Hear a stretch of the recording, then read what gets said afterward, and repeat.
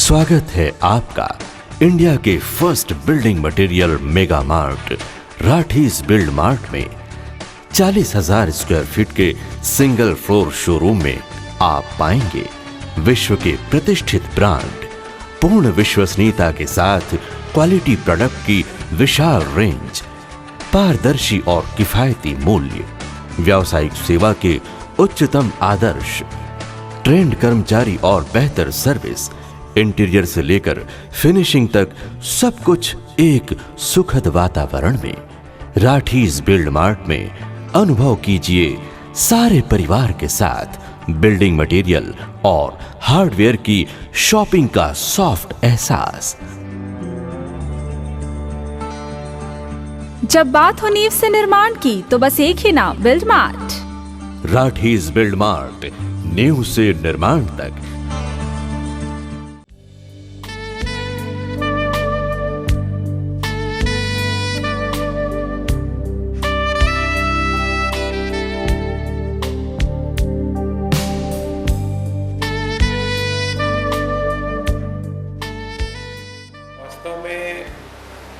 ये सफ़र 1984 से प्रारंभ हुआ था। उस समय मध्य प्रदेश था। मध्य प्रदेश के सबसे बड़े इंजीनियरिंग कॉलेज में आर्किटेक्चर डिपार्टमेंट खुला था और मैं भोपाल में था। मैंने रायगढ़ से अपना स्कूलिंग करने के बाद भोपाल में मौलाना आज़ाद कॉलेज ऑफ टेक्नोलॉजी है, जो उस समय रीजनल इंजीनियरिंग कॉलेज कहलाता था, उसमें आर्किटेक्चर पढ़ के जस्ट पास हुआ था। उस कॉलेज का, भोपाल का, और एक बहुत बड़ा योगदान मेरे कैरियर में ऐसे आया कि एक तो उस समय 11वीं हुआ करती थी और अंग्रेजी पे कोई जोर नहीं था और सारा टेक्निकल नॉलेज जो है वो अंग्रेजी में था। आप हिंदी मीडियम में पढ़ेंगे और वहाँ जाकर अंग्रेजी की क्लासेस अटेंड करेंगे। प्रोफेसर्स, टीचर्स जितने भी थे सब फ्लुएंटली अंग्रेजी बोलते थे और रीजनल इंजीनियरिंग कॉलेज होने के कारण 50% पूरे देश के कोटा, मतलब हर स्टेट से 2-3 का कोटा, और मध्य प्रदेश के 10 लोग, टोटल मिला के 20 लोग। तो आप अपने क्लास के साथियों से भी बात करेंगे तो वो तो अंग्रेजी में बात करेंगे सीधा सीधा। तो सबसे पहले आपको वहाँ प्रॉब्लम आती है। लेकिन स्कूलिंग करते समय हम लोगों ने थोड़ा अंग्रेजी पे ध्यान दिया था। उच्च शिक्षा में उच्च अंग्रेजी में ध्यान दिया था कि उसमें 2 हमको ऑप्शन दिए जाते थे कि आप हिंदी अंग्रेजी में से किसको उच्च में लेंगे, तो उस पर थोड़ा ध्यान दिया था। पहली बार जो अभी वामा की एडिटर हैं वो हमारी क्लास लेती थी, इंग्लिश क्लासेस, और पहली बार क्लास में हम लोग ज़्यादा बात ही नहीं करते थे, चुप रहते थे, लेकिन असाइनमेंट करने में आगे बढ़ जाते थे। हैंड राइटिंग अच्छी थी, असाइनमेंट अच्छे आ जाते थे। तो फिर उनको समझ में आया कि नहीं, इन लोगों को आती है अंग्रेजी, बोलते कम है लेकिन आती है। उस कॉलेज ने लीडरशिप क्वालिटी भर दी। 5 साल उन्होंने आर्किटेक्चर पढ़ाया, लेकिन कॉलेज का जो वातावरण है वहाँ से बिल्कुल, मतलब आप आगे बढ़ जाएंगे। मतलब किसी भी चीज़ में आपको जहाँ सामने दिखा कि मौका है तो आप बिल्कुल आगे स्टेप रख देंगे, बिना उसके बारे में ज़्यादा प्रोज एंड कॉन्स या सोचने की ज़रूरत नहीं है, आप बस आगे बढ़ जाओ। ऐसा वाला लीडरशिप क्वालिटी उन्होंने डेवलप किया और उससे हमें बहुत मतलब फ़ायदा हुआ। आज तक उनकी एलुमनी एसोसिएशन है और वहाँ से बड़े बड़े लीडर्स निकले हैं। ये जो निडरता है, इससे हमें समाज में अपने काफ़ी सारे उद्देश्यों को पूरा करने में इसका लाभ मिलता है। यहाँ आया, वहाँ से उन्होंने कहा कि वो रायपुर में नया कॉलेज खुला है, उसमें आप ज्वाइन करोगे तो you will be senior most, क्योंकि अभी यहाँ पे कोई नहीं है, तो आप सबसे पहले। तो मैं यहाँ आया। यहाँ आकर देखा एकदम ही ख़राब हालत है। ख़राब हालत है मतलब एनसीसी के बैरक्स हैं जिसमें 2 क्लासेस चल रही हैं। क्लास सिविल इंजीनियरिंग डिपार्टमेंट के अंदर चल रही है। उन्हें ये भी नहीं पता कि आर्किटेक्चर अलग होता है, सिविल अलग होता है, ये 5 साल का कोर्स है, वो 4 साल का कोर्स है। फाइनल ईयर का टॉपिक फर्स्ट ईयर में पढ़ा दिया जा रहा है और विभाग चूँकि अलग नहीं है और आप एक छोटे से, मतलब पार्ट टाइम टीचर हो, तो आपकी ज़्यादा से भी नहीं है गवर्नमेंट सेक्टर में। इसमें खिड़कियों में जाली लगी हुई थी, कांटेदार जाली। You can understand, actually abundant portion था, अभी भी है वो, जहाँ पर ये क्लासेस लगती थी। धीरे धीरे स्टूडेंट्स, जैसे आपने घाटे सर को जानते हो, घाटे सर की लड़की हमारे फर्स्ट बैच में थी, तो स्टूडेंट्स ने देखना शुरू किया कि भाई कैसे पढ़ाई होगी। हम लोगों ने उनको रिप्लेस करना शुरू किया सिविल इंजीनियरिंग के टीचर्स को। पहले 1 साल में सारे सब्जेक्ट मैं ही पढ़ाता था। मतलब मैं ये नहीं बोलता कि ये वाला सब्जेक्ट मैं पढ़ाऊँगा तो बाकी मेरे बस का नहीं है, सारे सब्जेक्ट पढ़ाता था। और रहता था सामने गेस्ट हाउस में, मतलब जहाँ डिपार्टमेंट है वहाँ से गेस्ट हाउस बिल्कुल 4 कदम की दूरी, पिछले गेट पे था डिपार्टमेंट। तो वहाँ पर से शुरू किया हम लोगों ने। बच्चे जो फर्स्ट बैच के थे उनमें सबसे बड़ी प्रतिभा थी, उनकी स्केचिंग बहुत अच्छी थी, एकदम धुआंधार स्केचिंग करते थे। तो वहाँ कुछ पुराने टैंक और ये सब चीज़ें पड़ी हुई है, उनकी बहुत अच्छी स्केचिंग बना के उन्होंने सबको दिखाया। फिर धीरे धीरे क्या हुआ कि घाटे सर को हमने बोला कि आप थोड़े क्लासेस ले लीजिए, कुछ चीज़ें आप कवर कर दीजिए। तो हिस्ट्री की क्लासेस वो लेने लगे। उनकी भी स्केचिंग बहुत स्ट्रांग है, पेंसिल से काम बहुत अच्छा करते हैं, तो वो उन्होंने उसको डेवलप करना चालू किया। वो बेचारे आने के लिए उनको कांटेदार जो दरवाज़ा है उसके नीचे से बुलक के आना पड़ता था, क्योंकि पूरा कॉलेज जो है मेन गेट इधर है और वो पीछे के गेट से आना पड़ता था। क्लासेस शाम को 7 बजे तक चल जाती थी। अगर 5 बजे के बाद क्लास चलती थी तो मैं गेस्ट हाउस में कुछ बना के बच्चों को खिला देता था कि भाई क्लास करो, अभी तो उनको पढ़ाई करनी है। इस तरह का मामला चालू हुआ। होते होते क्या हुआ कि उस समय एक मंत्री थे, तकनीकी जनशक्ति नियोजन मंत्री विट्ठल भाई पटेल जी, वो कॉलेज में उनका आना हुआ। तो उस समय हमने एक प्रदर्शनी लगाई, और जैसा इनका स्केचिंग बहुत अच्छा था और ड्राइंग्स अच्छे थे, तो वो ड्राइंग्स की प्रदर्शनी हमने एक रूम में लगा दी और मंत्री जी को बुला लिया। मंत्री जी आए, पूरा कॉलेज देखा, लेकिन वो रूम उनको बहुत पसंद आया। तो मंत्री जी को मैं अपने रिक्वेस्ट पर क्लासरूम दिखाने ले गया कि हम कहाँ पढ़ते हैं। उन्होंने बताया कि देखिए ये क्लास में वो बच्चे हैं जो ऐसा काम करते हैं, तो क्या हमको अच्छे क्लास नहीं मिलने चाहिए? तो मंत्री जी ने तुरंत हमको वहाँ से उठाकर मेन बिल्डिंग में शिफ्ट कर दिया। मेन बिल्डिंग में हमको एक विंग मिल गई जिसमें आर्किटेक्चर डिपार्टमेंट चलने लगा। अब धीरे धीरे 4-5 बैचेस वहाँ से पास होने लगे। डिपार्टमेंट सिविल से हटकर आर्किटेक्चर हो गया, सेंट्रल गवर्नमेंट के उनको बुलाया गया, इसको मान्यता मिली।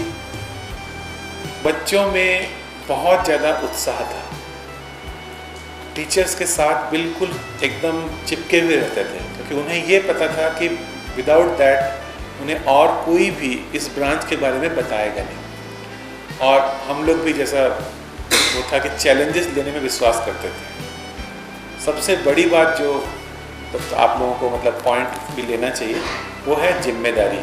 कलेक्टिव जिम्मेदारी आ गई। आप सोचो कि मेरी मानसिक स्थिति उस समय क्या होगी जब पहला बैच मेरा पहली बार परीक्षा दे रहा था। एनुअल सिस्टम था, कोई क्लास टेस्ट वगैरह नहीं, सीधा सीधा एग्ज़ाम होता था रविशंकर यूनिवर्सिटी का। और मुझे मेरे घर वाले बोलते थे कि आप इतना टेंशन क्यों ले रहे हो, एग्ज़ाम तो बच्चों का है। पर मुझे ये लगता था कि पता नहीं मैंने कितना पढ़ाया, उन्होंने कितना सीखा, क्या करेंगे, तो उन सब बच्चों की जिम्मेदारी मेरे ऊपर थी। तो इसलिए आप जो भी काम करो, आप हमेशा ध्यान रखो कि बहुत बड़ा एक जो सोसाइटी है वो आपके ऊपर जिम्मेदार है। वो आपके कहने पर या आपके कोई सही कदम लेने पर उनको लाभ होगा। तो ये ऐसी कलेक्टिव जिम्मेदारी हम लोग लेते गए, आगे बढ़ते गए। दूसरे कॉलेजेस से ऑफ़र आए, ग्वालियर से ऑफ़र आया और दूसरे कॉलेजेस से ऑफ़र आया, लेकिन कहीं नहीं गए क्योंकि यहीं पे रहना था। इवन रायपुर डेवलपमेंट अथॉरिटी ने इंटरव्यू में सेलेक्ट कर लिया, पर टीचिंग ही करना था, इसलिए टीचिंग में। जैसा एक बहुत कॉमन बात है, लोग बोलते भी हैं कि हम इंजीनियर्स बनाते हैं और इंजीनियर्स फैक्ट्री में काम करते हैं, पर हम लोगों ने ये डिसाइड किया कि इंजीनियर्स बनाने की फैक्ट्री में काम करेंगे। Let's develop this people. और उसके बाद कोई बच्चा अच्छा करता था, फील्ड में जाता था या कोई अच्छे जगह मास्टर्स करने जाता था और कोई ये काम करता था, तो हमको बहुत उसका ये फक्र होता था कि चलो ऐसा भी कुछ होता है, इन लोग अपने लाइफ में आगे सेटल हो रहे हैं। आज रायपुर के कुछ 80% से ऊपर जो आर्किटेक्ट्स प्रैक्टिस कर रहे हैं वो मेरे ही स्टूडेंट हैं।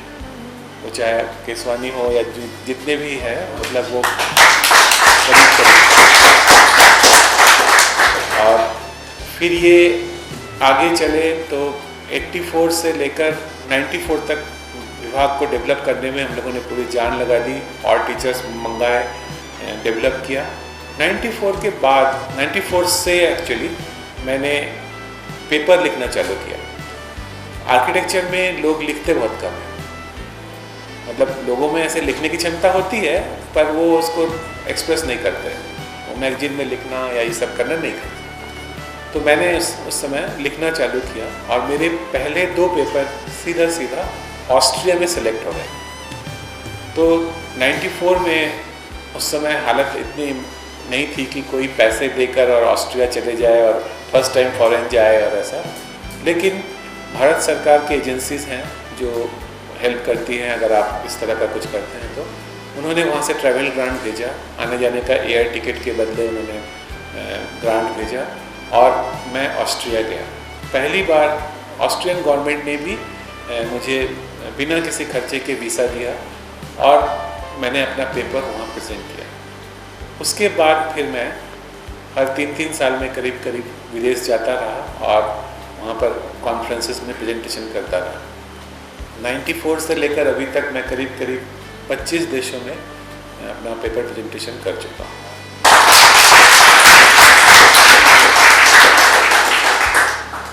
मैंने कुछ 1 आध महीना पहले एक लिस्ट निकाली थी। मेरे बच्चे लोग पूछ रहे थे कि सर इसमें बताओ पूरे वर्ल्ड में सबसे अच्छी आर्किटेक्चर की कॉलेजेस कौन सी है। तो अभी जो लेटेस्ट लिस्ट चल रही है 2016-17 की, उसमें प्रथम 10 कॉलेज की लिस्ट मैंने देखा तो उसमें से कम 7 कॉलेज में मैं जाकर खुद अपना लेक्चर दे चुका हूँ। क्योंकि मैंने एक अपना ये रखा था कि मैं जिस शहर में कॉन्फ्रेंस में जाऊँगा, चाहे पेरिस हो चाहे लंदन हो, वहाँ के लोकल कॉलेज में भी जाकर एक लेक्चर दूँगा। उससे क्या होगा कि वो कॉलेज मुझे पता चलेगा कि उन लोग कैसे पढ़ते हैं, प्लस उनको भारत का कोई ऐसा लेक्चर कभी नहीं मिलेगा तो वो अब मिल जाएगा। तो मैं उनसे लिखा पढ़ी करके और एक लेक्चर उनके यहाँ भी दे के आया। ऐसा करने के कारण इतने देशों में कोई ना कोई प्रोफेसर, कोई ना कोई टीचर के साथ हम लोगों के संबंध बढ़ गए और इस साल 2016 में हम 3 प्रोफेसर्स को अपने भारत और रायपुर ला सके और वो 7-7 दिन तक उन्होंने हमारे यहाँ इंटरनेशनल वर्कशॉप करके बच्चों को समझाया कि उनका सब्जेक्ट कैसा है। तो ये अदरवाइज संभव नहीं था अगर हम इस तरह से अपना ये नहीं लेते। और उस समय 1994-97 इन सब समय पर Austria, Israel, Korea, China, Hong Kong और ताइवान, इवन ये यूरोप के कंट्रीज़, ये सब जाना उस समय बहुत इजी नहीं था। बहुत मुश्किल से मतलब वीज़ा मिलता था। बहुत यूजीसी और साउथ ब्लॉक, विदेश मंत्रालय, सब ने बहुत उस समय मदद की। उसके कारण आज तक किसी भी इसमें कोई भी समस्या नहीं है।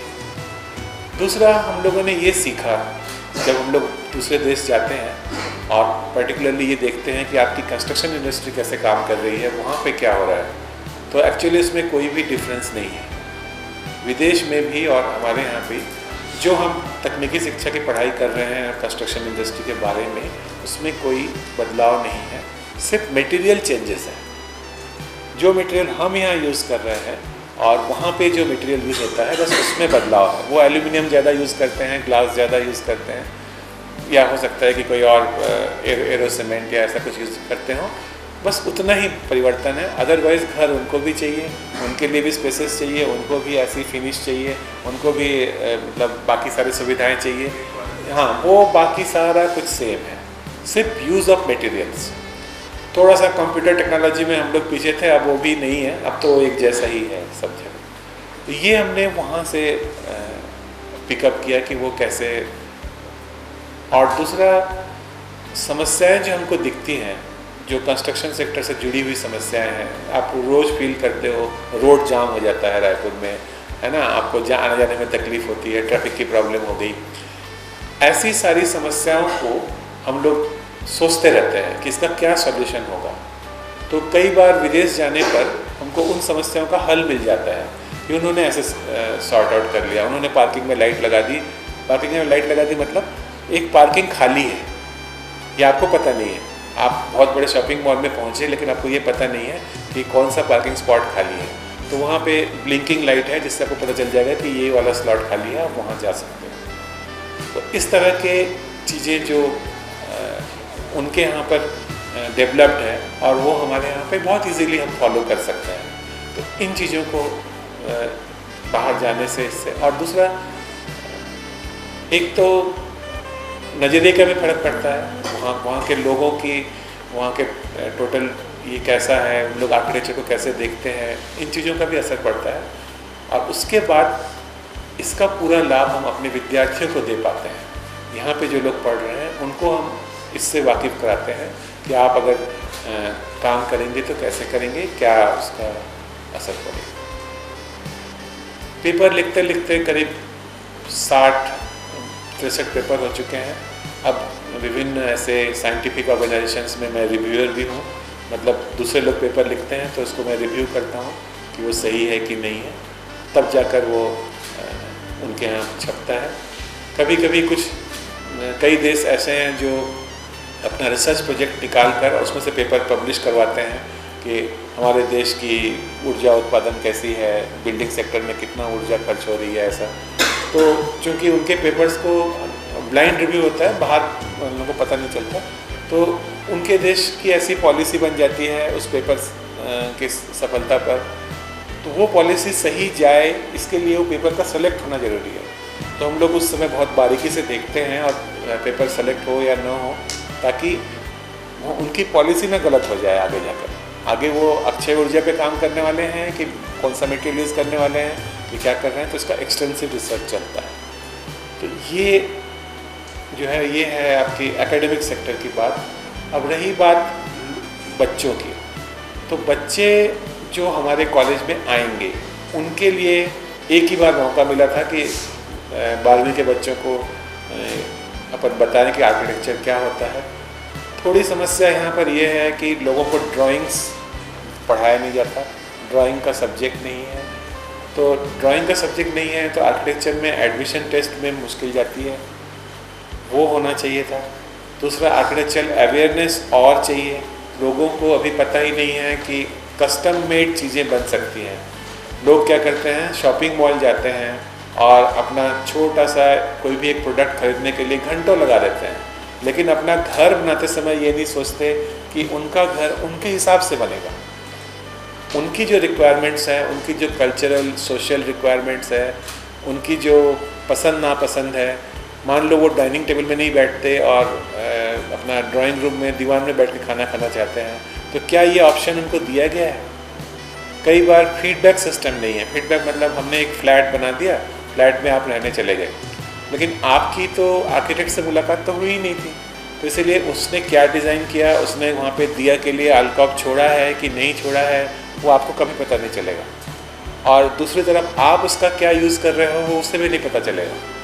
तो ये एडाप्टेशन करते हैं आप क्या करते हैं, उसको अपने हिसाब से ढाल लेते हैं। ठीक है ऐसा बन गया तो चलो हम ऐसा कर लेते हैं। पर ये तो समझौता हुआ। डिज़ाइन आपके हिसाब से हो सकती थी। हर एक इंटीरियर की डिज़ाइन जो भी है लिमिटेड स्पेस में, वो आपके हिसाब से बन सकती थी। तो उसमें क्या होता है कि हर चीज़ आप आंख बंद कर कभी घूमते तो आपको ये पता चल जाता है कि ये सब कुछ मेरे हिसाब से है और आपके फैमिली के हिसाब से। दूसरी बात है परमानेंसी की। सामान्यतः लोग ये सोचते हैं कि घर हमारा जो बनेगा वो 60 से 100 साल तक चलना ही चाहिए, उसके भी आगे चल जाए तो अच्छा है, पर ऐसा नहीं है। हमें सामाजिक पैटर्न को देखना पड़ता है। घर जो है आपका वो 20 साल से ऊपर आपके साथ रिलेवेंसी नहीं रखता। क्यों नहीं रखता? क्योंकि 20 साल में आपके परिवार में या तो कोई एडिशन हो जाएगा या कोई परिवार से निकल जाएगा। तो इसके कारण आपका जो स्पेस रिक्वायरमेंट है वो कम ज़्यादा हो जाएगा। या हो सकता है आप पूरा शहर ही छोड़ दें और कहीं और सेटल हो जाए, क्योंकि 20 साल एक ऐसा पीरियड होता है उसमें आपका जनरेशन एक चेंज हो जाता है। तो इसलिए घर को अगर हम उस दृष्टि से देखें तो आपका खर्चा कम होगा। आपकी ये जो हेवी चीज़ें न डाल के आप लाइट चीज़ें करेंगे, या हो सकता है कि उसको दोबारा यूज़ किया जा सके ऐसी चीज़ें सामने लाएंगे। और पार्टीशंस या सब चीज़ों में हम लाइट वेट चीज़ों का यूज़ करेंगे तो कम खर्चे पर ये 20 साल का एकोमोडेशन बन सकता है। थोड़ा टारगेट लेके चलें। हम क्या करते हैं, नहीं बस अब टीवी खरीद लिया है ना तो अब वो 15 साल चलेगा। 15 साल में टेक्नोलॉजी चेंज हो जाएगी। आपका स्मार्टफोन 6 महीने में चेंज हो जाता है, तो बाकी सारी चीज़ें भी बदलती चली जाएंगी। और रीलोकेटेबल, इंटरचेंजेबल, अभी आपका मॉड्यूलर किचन चल रहा है पिछले कुछ सालों से, तो ये पहले ऐसा नहीं था। किचन तो बहुत भारी हेवी प्लेटफॉर्म्स में ही चलते थे। तो ये ऐसा कॉन्सेप्ट बदलेगा तब आप फिर उतना ही खर्चा करोगे। तो इसलिए एक तो ये देखना है। दूसरा, समाज की बहुत सारी समस्याएं आर्किटेक्ट्स हल कर सकते हैं। अभी तक गांव में नहीं पहुंचे हैं हम। गांव के किसी भी क्षेत्र में कोई आर्किटेक्ट काम करता हुआ नहीं दिखता, जबकि वहाँ पर भी बहुत ज़्यादा ज़रूरत है इन समस्याओं को सॉल्व करने की, कि आप दीमक प्रूफ या डिज़ास्टर प्रूफ या क्या बोलते हैं, बहुत ज़्यादा पानी गिर गया या आग से बचने के लिए आप कम खर्चे में मकान कैसे बना लें, ये हमने नहीं सोचा। ऐसे शहरों में अलग अलग सेक्टर में हम क्या करते हैं, जब क्लाइंट हमारे पास आ गया बस उसका काम कर दिया। तो गिने चुने लोग हैं ना। आपके पास कितने लोग आएंगे? आपके फ्रेंड सर्कल के लोग आएंगे, उनके फ्रेंड सर्कल के लोग आएंगे। पर कॉमन समाज के लिए हम कोई समस्या का सॉल्यूशन, जैसे घाटे सर ने सॉल्यूशन दिया था कि आप वो जो छोटी लाइन है उसको बदल कर इसको रोड कर दीजिए। उन्होंने कई साल बोलते रहे, करीब 7-8 साल बोलते रहे, अब जाके उन्होंने किया। या कैनाल रोड को अभी उन्होंने डेवलप किया। तो समाज की बड़ी समस्याओं पर भी आर्किटेक्ट्स का नज़र जाना चाहिए। उनको ये देखना चाहिए कि हम वहीं रह रहे हैं, रायपुर में ही 135 आर्किटेक्ट्स हैं, तो ऐसा कुछ बिल्कुल निष्पक्ष भाव से उसको न्यूज़पेपर में या मीडिया में निकालें कि हम ये अगर आप कर दें तो रायपुर अच्छा हो जाएगा। और 135 कम नहीं होते रायपुर जैसे जगह के लिए उन्नति करने के लिए। और मैक्सिमम लोग यहाँ रहकर दूसरे जगह का काम करते हैं, जैसे भुवनेश्वर का हुआ, उड़ीसा हुआ, संबलपुर हुआ, यहाँ के आर्किटेक्ट वहाँ तक जाते हैं। तो आपकी आउटरीच अगर इतनी है तो रायपुर की पेरीफेरी में, कुम्हारी में, अहिवारा में या आसपास की जगह में क्यों नहीं है? वहाँ भी जाइए, वहाँ के लोगों से पूछिए, वहाँ के से पूछिए क्या उनको वहाँ पर पैसा नहीं है या वहाँ पे लोगों को ज़रूरत नहीं है। बिल्कुल है। अभी न्यूज़पेपर्स में आ रहा है कि नगर निगम के पास प्लानर्स नहीं है। एक्चुअली सभी सरकारी संस्थाओं में आर्किटेक्ट्स की आवश्यकता है, एम्प्लॉयड होना चाहिए। जैसे PWD, नगर निगम, मेरे को जब पहली नौकरी गवर्नमेंट में ऑफ़र हुई थी तो पोस्ट ऑफिस में हुई थी। पोस्ट ऑफिस हेडक्वार्टर्स था भोपाल में, और उन्होंने बोला था कि आप हमारे यहाँ ज्वाइन कर लो, हमको आर्किटेक्ट चाहिए, क्योंकि पोस्ट ऑफिस डिज़ाइन करने हैं, उन सब में आर्किटेक्ट चाहिए। तो सभी संस्थाओं में एक आर्किटेक्ट कम से कम होना चाहिए। नगर निगम में अगर आप आपका नक्शा पास करने जा रहे हो, उसको चेक करने वाला तो आर्किटेक्ट हो कम से कम। कौन चेक करता है उसको? और जो चेक करता है उसकी क्वालिफिकेशन क्या है? तो हाँ, तो ये कैसे पॉसिबल है ना? आप हेल्थ रीज़न से हॉस्पिटल जाते हो तो डॉक्टर चेक करता है ना आपको। तो ऐसे ही आपके नक्शे जो हैं, अगर कोई आर्किटेक्ट ऐसा अगर समाज बने जहाँ पर आर्किटेक्ट्स सही जगह पर पोस्टेड हो और प्लानर्स हो, नियोजन करता हो, तो उससे एक तो इस पूरे प्रोफेशन की वृद्धि होगी और दूसरा सही काम होगा। जो आज वेस्टेज है, जो बहुत सारा हम बदल देते हैं, कभी हमको रोड का सेंटर पसंद आता है, कभी हम उसको बाउंड्री वॉल बना देते हैं, कभी उसमें लोहे की जाली लगा देते हैं, कहीं पे पेड़ लगा देते हैं, तो फिर बदल देते हैं। तो ये सब करने का जो खर्चा है ये किसके ऊपर जा रहा है? ये तो हमारे ऊपर ही जा रहा है। तो अगर सही एक्सपर्ट एडवाइस हो, और सैड टू से कि गांव में तो है ही नहीं एक्सपर्ट एडवाइस, गांव में देने वाला ही कोई नहीं, कोई भी उनको बताता नहीं है कि पहले नाली बनाइए फिर सड़क बनाइए। तो इस तरह की सारी समस्याओं को हम दूर कर सकते हैं। हम थोड़ा सा अपने मतलब छोटे से ऑफिस से बाहर निकलें, देखें क्या हो रहा है। दूसरा सेक्टर ये भी है, ये आपका बिल्डिंग मटेरियल और ये वाला सेक्टर। बिल्डिंग मटेरियल सेक्टर में भी आर्किटेक्ट्स का बहुत बड़ा हाथ है। आप किसको कौन से मटेरियल को स्पेसिफाई कर रहे हो, वो समाज के लिए, एनवायरनमेंट के लिए सूटेबल है नहीं है, उसको बहुत दूर से मंगाना पड़ता है, उसको लाने के लिए ट्रक या किसी चीज़ का इस्तेमाल करना पड़ता है, तो इससे पॉल्यूशन होता है। लोकल मटेरियल यूज़ करिए, लोकल मटेरियल से आप ऐसी फिनिश कैसे ला सकते हैं, इसको सोचिए, इस पर काम करिए। तो ये ऐसा हम बहुत कम करते हैं। और हम में एक और टेंडेंसी है, सामान्य पूरे सब में ही होती है, कि लोकल आदमी को हम ज़्यादा पूछते नहीं हैं। अगर कोई बम्बई से आ गया तो बहुत बड़ी बात है, अरे वाह। या रायपुर का आदमी अगर वो धमतरी चला गया तो धमतरी वाला बोलेगा हाँ रायपुर का आर्किटेक्ट आया है। लेकिन धमतरी में अगर कोई लोकल आर्किटेक्ट है उसको नहीं पूछते। हमेशा पहले लोकल अल्टरनेटिव देख लेना चाहिए, क्योंकि वो आपकी समस्याओं को, आपके रिक्वायरमेंट्स को ज़्यादा अच्छे से समझेगा और उसको लेकर वो आगे काम करें। नेक्स्ट है टेक्नोलॉजी। टेक्नोलॉजी में एडवांसमेंट है। आज के हाल इसमें स्मार्ट सिटी बनने की बात चल रही है, इंटेलिजेंट बिल्डिंग्स की बात चल रही है, स्मार्ट बिल्डिंग्स की बात चल रही है। तो हमको टेक्नोलॉजिकल अपग्रेडेशन भी रखना है कि क्या लेटेस्ट में अवेलेबल है, इसका आपको ध्यान रखना है। एक ऑर्गेनाइजेशन है आपका, आपने इतने लोगों को एम्प्लॉय किया है, इनको ट्रेनिंग दीजिए। इनके लिए शॉर्ट टर्म ट्रेनिंग्स अवेलेबल है। There is a National Academy of Construction जहाँ पे वो 7 दिन से लेकर और 3 महीने तक की ट्रेनिंग देते हैं। किसी को बार वेंडर की, किसी को प्लाईवुड की, किसी को इसकी, और सर्टिफिकेशन देते हैं। उस आदमी को बहुत दिनों तक अपने पास रखने का टेंडेंसी लाइए, तो क्या होगा कि वो आदमी आपके संस्था के प्रति और अपने खुद के डेवलपमेंट दोनों कर लेगा। आज हम उस GEC से NIT तक पहुंच गए हैं, तो ये बहुत बड़ी बात है। जैसे ही मौका मिला हमने उसको अपग्रेड कर दिया, और उस अपग्रेडेशन से पूरी संस्था वही है, वही GEC थी, उतना ही प्लॉट है, लेकिन आज वो नेशनल इंस्टीट्यूट ऑफ टेक्नोलॉजी है और उसमें भारत में इतनी बड़ी संस्थाएं बहुत कम हैं, जिसमें 12 ब्रांचेस हैं, सभी में PhD है और 3000 स्टूडेंट्स पढ़ते हैं। तो आप अगर अपनी संस्था के प्रति लॉयल रहेंगे, अपने प्रोफेशन के प्रति लॉयल रहेंगे और छोटे मोटे लाभ को न देखते हुए बड़े उसके हिसाब से चलते रहेंगे, तो आप बहुत बहुत दूर तक पहुंच जाएंगे। इसको आपको देखना है। हम लोगों ने अपने लाइफ में वही किया।